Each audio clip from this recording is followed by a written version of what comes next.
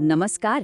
MPSCची तयारी करताय आणि राज्यशास्त्र थोडं किचकट वाटतंय, तर मग हे विश्लेषण आपल्यासाठीच आहे.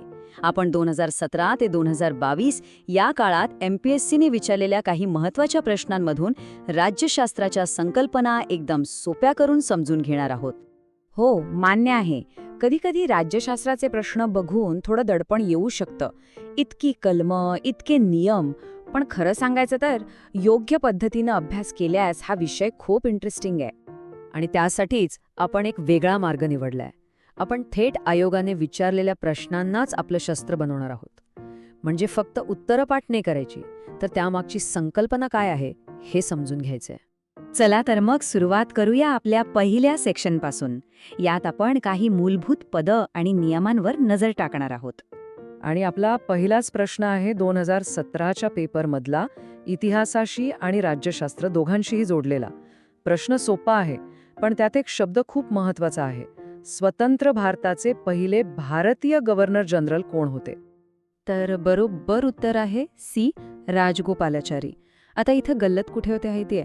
लॉर्ड माउंटबॅटन हे स्वतंत्र भारताचे पहिले गव्हर्नर जनरल होते, हे खरंय. पण सी राजगोपालाचारी हे पहिले आणि शेवटचे भारतीय होते ज्यांनी हे पद भूषवलं. हा छोटासा फरक लक्षात ठेवणं खूप गरजेचं आहे. आता एका ऐतिहासिक पदावरून थेट संसदीय कामकाजाकडे वळूया. अविश्वास ठराव हा शब्द आपण बातम्यांमध्ये नेहमी ऐकतो. बघूया MPSCने याबद्दल काय विचारलं होतं. अच्छा, तर हा अविश्वास ठराव म्हणजे नेमकं काय? अगदी सोप्या भाषेत, जेव्हा विरोधी पक्षांना वाटतं की सत्ताधारी सरकारकडे बहुमत नाहीये, म्हणजे सभागृहाचा विश्वास नाहीये, तेव्हा ते लोकसभेत हा प्रस्ताव आणतात. आता प्रश्नातील विधानं तपासूया. पहिलं विधान की याचा घटनेत उल्लेख नाही, हे अगदी बरोबर आहे. याची सगळी प्रक्रिया लोकसभेच्या नियमांमध्ये दिलेली आहे. दुसरं विधान की तो फक्त लोकसभेतच मांडता येतो, हेही बरोबर आहे. पण का? कारण आपलं सरकार, आपलं मंत्रिमंडळ हे सामूहिकरित्या फक्त आणि फक्त लोकसभेला जबाबदार असतं, राज्यसभेला नाही. म्हणून सरकारवर विश्वास आहे की नाही हे ठरवण्याचा अधिकारही फक्त लोकसभेलाच आहे. त्यामुळे विधान अ आणि ब दोन्ही अचूक आहेत. तर हे झाले काही नियम. आता जरा आपल्या संविधानाच्या आत्म्याकडे वळूया, म्हणजे राज्याच्या मार्गदर्शक तत्वज्ञानाकडे.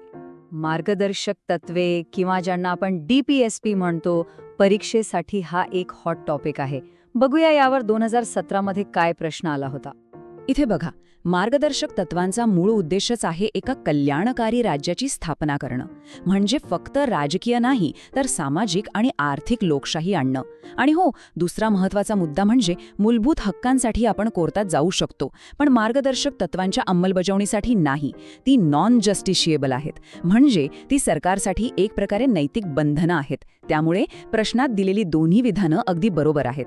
वाह, काय सुंदर उपमा आहे ही. KT शहा यांनी खूप सोपं करून सांगितलंय.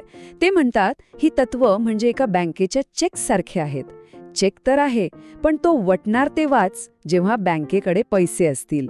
याचाच अर्थ सरकार ही तत्व तेव्हाच लागू करेल जेव्हा देशाकडे पुरेशी संसाधने आणि आर्थिक क्षमता असेल. चला आता पुढे जाऊया आणि काही महत्त्वाच्या घटनात्मक पदांवर आणि त्यांच्या अधिकारांवर लक्ष केंद्रित करूया.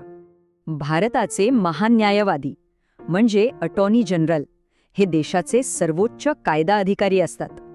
त्यांच्या संसदेतील अधिकारांबद्दलचा हा प्रश्न MPSCने विचारला होता. बघूया काय अधिकार आहेत आणि काय नाहीत. बघा, हे खूप सरळ आहे. महान्यायवादी संसदेच्या दोन्ही सभागृहात म्हणजे लोकसभा आणि राज्यसभेत कामकाजात भाग घेऊ शकतात, तिथे बोलू शकतात, अगदी संसदीय समितीचे सदस्यही होऊ शकतात. पण त्यांना मतदान करण्याचा अधिकार मात्र नाही. आता असं का? कारण ते लोकांनी निवडून दिलेले प्रतिनिधी नाहीत, ते सरकारचे कायदेशीर सल्लागार आहेत. त्यामुळे प्रश्नामधली पहिली 3 विधानं बरोबर आहेत, पण चौथं मतदानाबद्दलचं विधान चुकीचं आहे.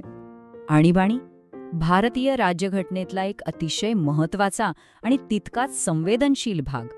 यावरचा हा प्रश्न पाहूया. हा तक्ता बघितल्यावर सगळं काही स्पष्ट होतं.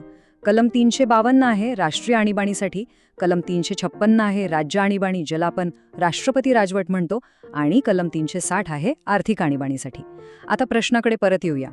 विधान क मध्ये म्हटलंय की कलम 360 हे राष्ट्रीय आणीबाणीशी संबंधित आहे, पण ते तर आर्थिक आणीबाणीसाठी आहे, म्हणजे हे विधान चुकलं. म्हणून फक्त विधान अ आणि ब बरोबर आहेत. बरं, आतापर्यंत आपण राष्ट्रीय स्तरावरच्या गोष्टी पाहिल्या. आता जरा आपल्या राज्याकडे म्हणजेच महाराष्ट्र पातळीवरच्या प्रशासनाकडे वळूया. हा प्रश्न बघून लक्षात येतं की MPSCला फक्त वरवरचा अभ्यास अपेक्षित नाहीये.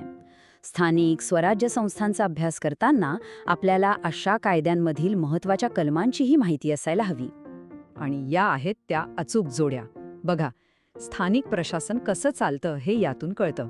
कलम 76 समित्यांबद्दल सांगतं, कलम 78 निवडून आलेल्या प्रतिनिधींचे म्हणजे अध्यक्ष उपाध्यक्षांचे अधिकार स्पष्ट करतं, आणि कलम 95 व 97 हे BDO आणि CEO या प्रशासकीय अधिकाऱ्यांच्या जबाबदाऱ्या निश्चित करतात. लोकशाही आणि प्रशासन यांचा हा मिलाप आहे.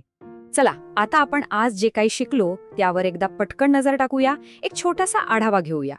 तर आज आपण काय काय पाहिलं? पहिले, भारतीय गव्हर्नर जनरल सी राजगोपालाचारी, फक्त लोकसभेतच येणारा अविश्वास ठराव, सरकारसाठी नैतिक बंधन असणारी मार्गदर्शक तत्व, महान्यायवादींचे अधिकार आणि त्यांच्या मर्यादा, आणीबाणीची 3 महत्त्वाची कलमं आणि आपल्या जिल्हा परिषद अधिनियमातील काही खास तरतुदी. हे सगळं आपण प्रश्नांच्या माध्यमातून समजून घेतलं. आणि जाता जाता एक महत्त्वाचा प्रश्न, या सगळ्या तरतुदी पाहिल्यावर काय वाटतं? आपलं संविधान हे फक्त एकदा लिहून ठेवलेलं एक स्थिर पुस्तक आहे की ते गरजेनुसार बदलतं, परिस्थितीनुसार स्वतःला जुळवून घेतं आणि म्हणूनच एक जिवंत दस्तऐवज आहे? यावर नक्की विचार करा. भेटूया पुढच्या भागात.